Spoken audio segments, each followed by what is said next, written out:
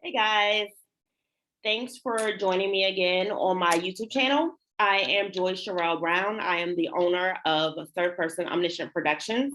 And as you guys know, a lot of my brand is focused around and centered around using the law of attraction and knowing how to make your dreams come true. And as you know, I wrote that book called The Secret of Life Through Screenwriting: How to Use the Law of Attraction to Structure Your Screenplay, Create Characters, and Find Meaning in Your Script. So in that book, I talk about the law of attraction so that the screenwriters know how to use the law of attraction, and how to apply that to a three-act structured screenplay where your characters know how to use the law of attraction so that when people watch your movies, they know how to make their dreams come true. So one of the things about the law of attraction is, like, I don't know how many of you listen to like Abraham Hicks, but Esther through Abraham, or Abraham through Esther, talks about how you can just kind of take notice of something and to put it in your vortex that, like, oh, I like this, I like that, I want this, I want that. And so for me, I have about 22 to 24 projects that I am producing with my production company. And I have probably half of those scripts are written. And then the other half, I have like a scheduled list of when to write them over the next few years. And I noticed in my extensive IMDb searching that I do. Anybody who is like friends with me in real life, they know that when I'm watching a movie or if I'm watching a television show, I have to have my phone near me because I am like constantly on IMDb looking up actors' names and writers' names and producers and directors and all that.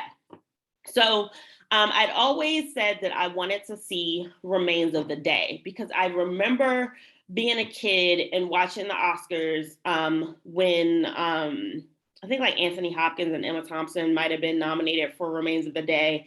And I remember watching the Oscars and being like, oh, like, I liked Howard's End. I want to see Remains of the Day. But that was many, many years ago, probably about almost like 30 years ago. So I kind of over the years forgot that I had seen Howard's End. And like a few weeks ago, I realized, I don't know how I stumbled upon Ruth Prower Jabala's IMDb page, but I realized that she was a screenwriter for about 22 to 23 productions with James Ivory and Ismail Merchant. So James Ivory was the director most of the time, and Ismail Merchant was the producer. I think there was like one film that Ismail directed, but Ruth Prower Jabala, she wrote the majority of the productions that the three of them did together. She did not write the movie Morris, which I just watched last night, but in this video, I want to talk about Howard's End. So when I was growing up, the only time I saw movies like Howard's End or Sense and Sensibility or anything based off of like a Jane Austen book, I watched it with my grandmother. And this was my kind of like surrogate grandmother because my actual grandmothers had died when I was very young. So when I'm like 10, 11, 12, 13, I'm spending time with one of my best friend's grandmothers, and she had MS. And the way that we spent time with her was going over to her house to watch movies. And she had just like impeccable taste in movies. It was with her that I saw, oh my God, what was that movie with Robin Williams? Dead Poet Society for the first time. Was at over her house watching a movie. And I remember Dead Poet Society was the first great movie I'd ever seen. Like at the time I was a little kid, so I didn't really know exactly what an Oscar was, but I knew that it meant something good. And I knew that Dead Poet Society definitely was an Oscar worthy film. So back to Howard's End. So I was like, a few weeks ago, I was like, oh wow, like Merchant Ivory and Ruth Prower Jabala, they did these like 22 to 23 productions together. And then, some of them were more famous productions than others. So I was like, okay, I'm going to go back and watch A Room with a View because I've never seen that. And I did watch A Room with a View, but I don't really have anything to say about it. It was a decent movie, but I didn't have any like particular comments about it. But when I watched Howard's End, it's really funny how your memory works because I had actually seen the movie before, and it wasn't until I got like halfway to the end of the movie where Emma Thompson's character is talking to her brother in the movie, and she's like worried about her sister, who's played by Helena Bonham Carter. and she's like, I don't know, and I think the character's name was Helen too. And she's like, is she mad? And, like, and when she said mad, she meant like, I think she's gone crazy because she left home and was traveling to Greece and traveling to all these other places. And it was at that point that I was like, oh, you know what? I've seen this movie. And then it was like every point after that was like a memory was struck. So it was really interesting how memory works. Because honestly, like, I'm also a hypnotherapist. And your memory, like when I hypnotize people and I take them back to scenes in their life, like all of your memories are there. You just don't always have like access to those memories. And it was very like nostalgic to sit and watch Howard's End because it reminded me of my grandmother, and she died when I was 16 in 1997.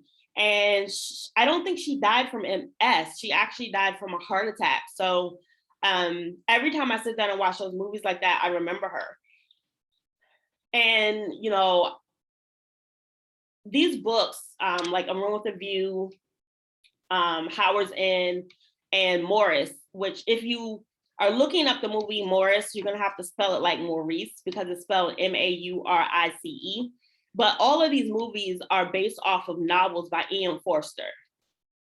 And so, they kind of are like reminiscent of like the Jane Austen era because it's England, but Jane Austen stuff happened way, way, way before anything in an Ian Forster novel because his novels are taking place in like the early 1900s. So, the characters in the books do have things like telephones. They have, it seems like they have running water, those kind of modern amenities.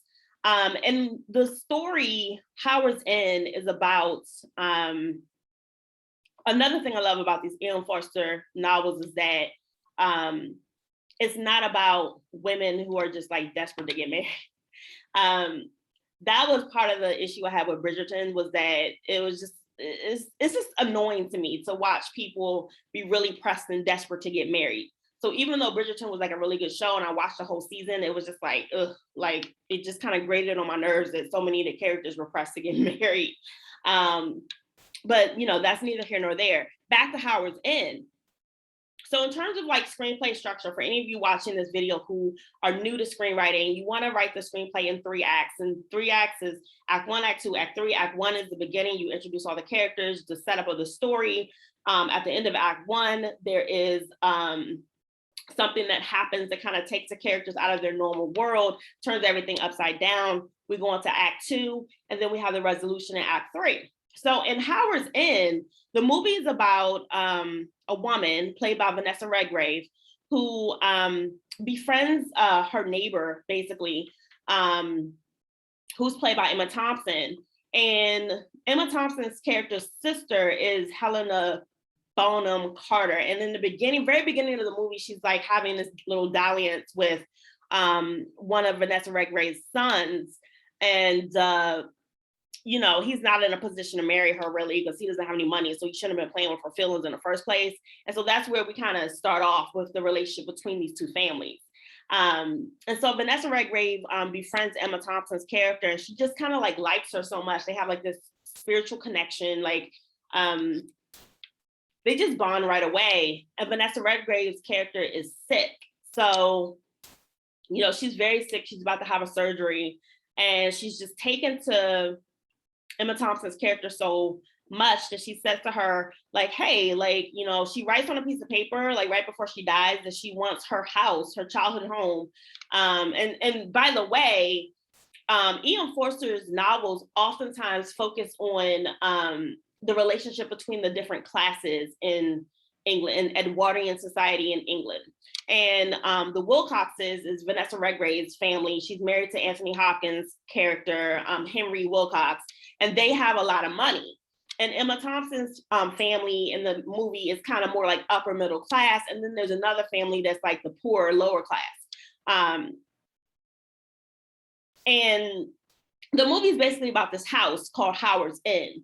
And, Vanessa Redgrave's character is about to die. She writes on a piece of paper that she wants Emma Thompson's character, Margaret, to have the house. And Anthony Hopkins is like talking to his kids. He has like 2 kids and a daughter-in-law, And he's talking to them and he's saying like, yeah, she wrote this on a piece of paper, but she wasn't in her right mind. So let's just, the other daughter just like throws it in the fire, burns up the wishes of the mom. And then the movie's about how they keep bumping into the Schlegels. So that's Margaret's last name, is the Schlegel family.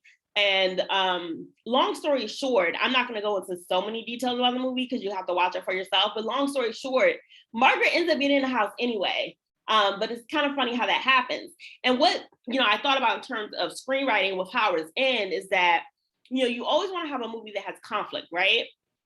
But this is a more character-driven screenplay, which is what I prefer. Character-driven screenplays that don't really have a bad guy. I don't really like movies that have a protagonist and an antagonist per se. Like, because in real life, we're not really like set up as good guys and bad guys, really. But instead of like thinking of it as conflict in a character-driven screenplay, I think of it as complications. And there are tons of complications in this script and in this movie, in this adaptation. I'm also kind of like curious to go back and read the source material. If you guys follow me on Script Magazine, I've written quite a few articles about the adaptation of certain movies after reading the book, and then I write about the choices that the screenwriter made in adapting it. So it would be very interesting to read the novel Howard's End to see the choices that Ruth Pryor Javala kept and what she added to the story, because it's a screenplay at this point. She actually does really great adaptations. I think she has at least one Oscar from the movies that she did with them, but like she might even have two. I know she was nominated like more than once. But anyway, I like to think of the conflict in character-driven stories as complications. And there are a lot of complications that pop up between the Wilcoxes and the Schlegels. And it's kind of ironic how Margaret ends up getting in the house anyway. And,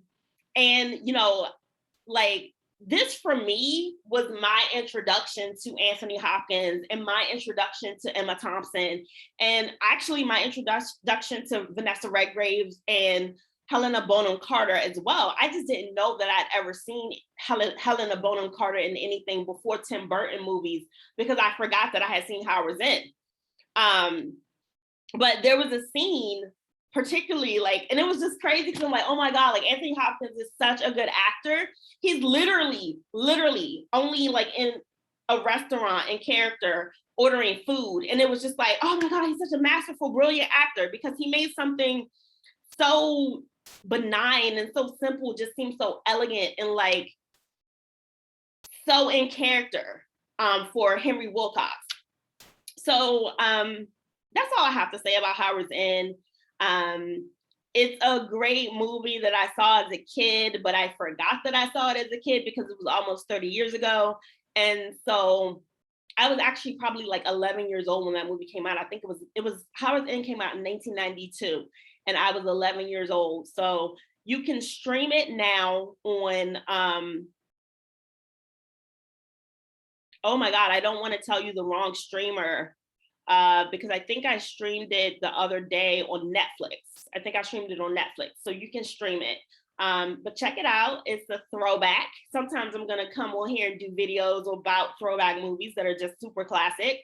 And it's definitely a classic movie, and it was an Oscar winner as well. Emma Thompson also won an Oscar in addition to Ruth Pryor Javala, who won the Oscar for Best Adapted Screenplay for Howard's End. Emma Thompson won Best Leading Actress for Howard's End. So definitely check that out. Some of you guys might be a little younger than I am. I'm 40 years old. And some of you might be my age watching this. So if you've never seen Howard's End, go check it out. And it's definitely something enjoyable if you love like those period shows like Downton Abbey or Gosford Park or anything like that, or Sense and Sensibility or Pride and Prejudice. If you like that kind of thing, I have a feeling you'll really like this movie. So thank you for joining me on my channel again. If you like this video, please like it, share it out with your friends, and subscribe to my channel if you haven't already done so you don't miss a video. Sometimes people say that you have to check that bell to get notifications, but I get notifications from videos I'm not even subscribed to. So as long as you subscribe, you should be good. But thanks for joining me, and I'll see you guys next time. Bye.